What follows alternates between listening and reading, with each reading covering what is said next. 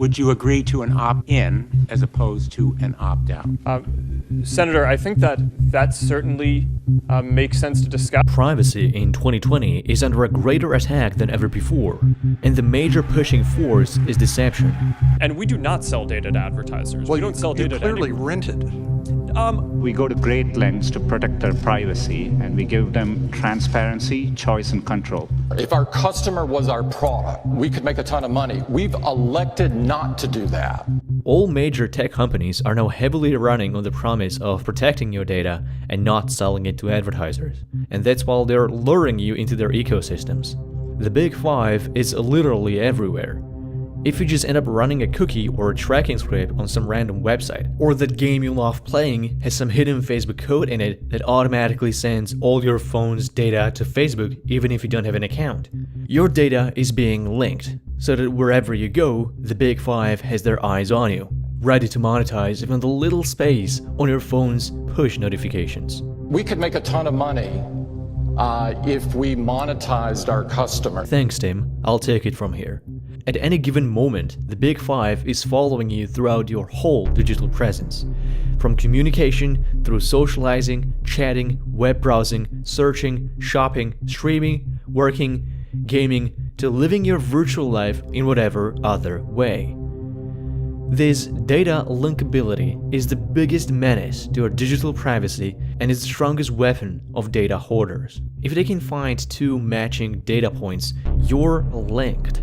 To regain your digital privacy means cutting the links between your data points, and the best way to do it is through compartmentalization. It means isolating all of these activities into their own data compartments.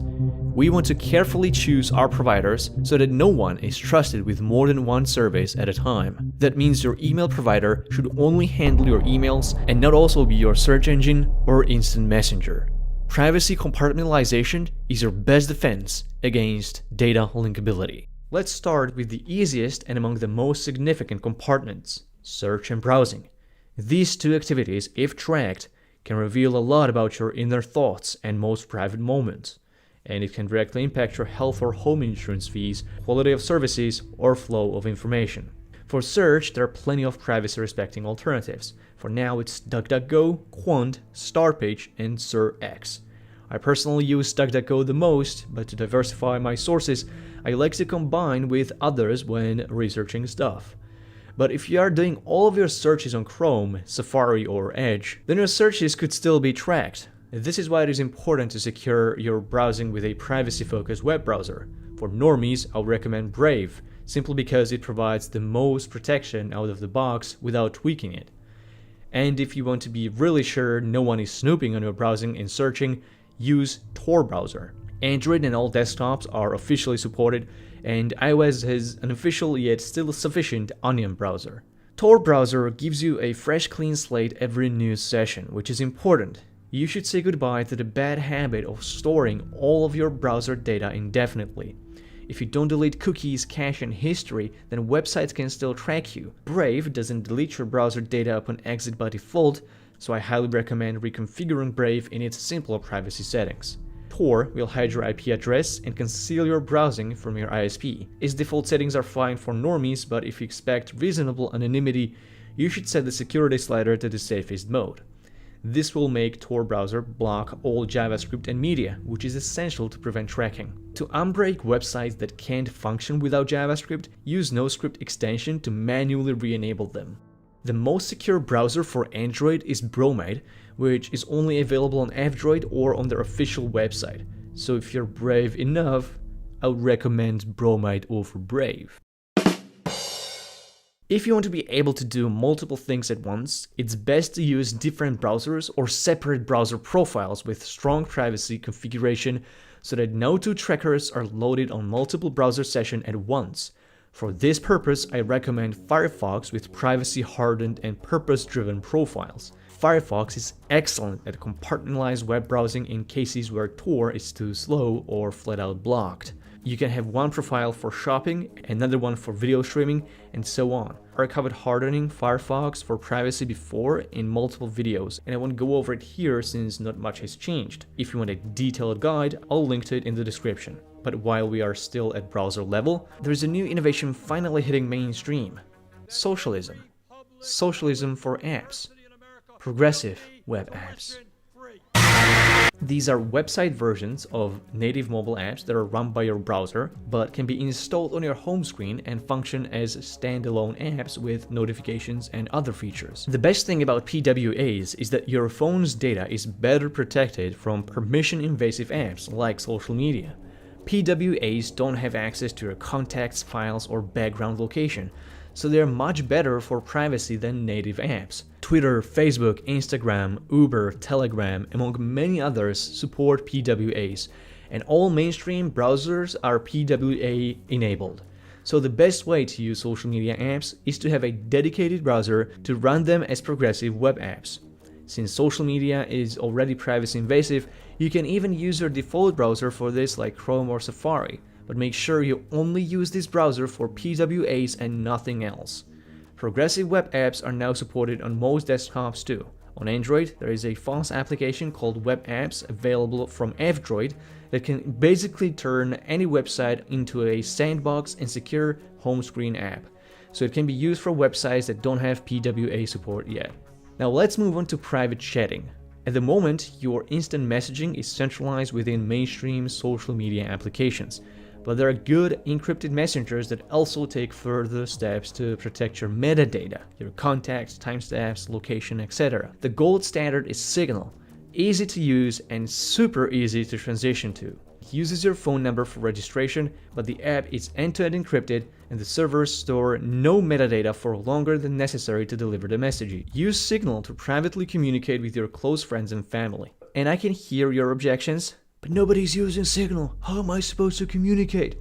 All it takes to convert your friends is a text message you can send them straight from Signal with a direct link to install it on their phones.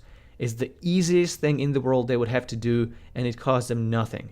There is no excuse not to use Signal, unless you're looking for something that can withstand the adversity of a national crisis and you need total anonymity. In that case, look no further than Briar. This is a peer-to-peer encrypted messenger that works over Tor and even Bluetooth. Briar requires no personal information upon signup, and there are no central servers that could be compromised. In 2020, nobody should be using email. I mean, the technology is as old as fax. But whenever you subscribe for something or create an account, it usually can't go without an email address, which is now the Achilles heel of your privacy because it consolidates shopping, banking, subscriptions, and other services in one place. So you should make these places private as possible. There are currently two extremely good encrypted email providers, Tutanoda and ProtonMail. MailFence is also good, but you'd have to sync it with an email client on phone like Fair Email or K9. ProtonMail and Tutanoda have excellent open source mobile apps. They store all of your emails encrypted, which means they are not reading it, and also that they are not letting advertisers or the government read it either, which is what can't be told about any of the mainstream options. For maximum privacy, you should create a separate email account for different utilities. Have at least one for shopping, one for social media accounts, and one for personal communication. Eventually, even work and banking deserves their own separate email addresses. You can go really crazy and create a new email account for every website and not use a real name in any of your email addresses. If you do this, then it becomes significantly harder for anyone to track your online presence through your email. Handling so many email accounts can be made easier with an email client, so to keep them away from the big five, use Thunderbird for desktop or aforementioned K9 or Fair Email for mobile. At this point, it can become cumbersome to manage so many different accounts. You should definitely avoid reusing passwords, and that's where password managers come in place. But again, you want to avoid the ecosystem trap. The best password managers currently are Bitwarden for normies and KeePass XC for deletes. Secure all your accounts with second-factor authentication, but don't use Google Authenticator and definitely avoid using your SMS for 2FA. Use FreeOTP or EndOTP instead.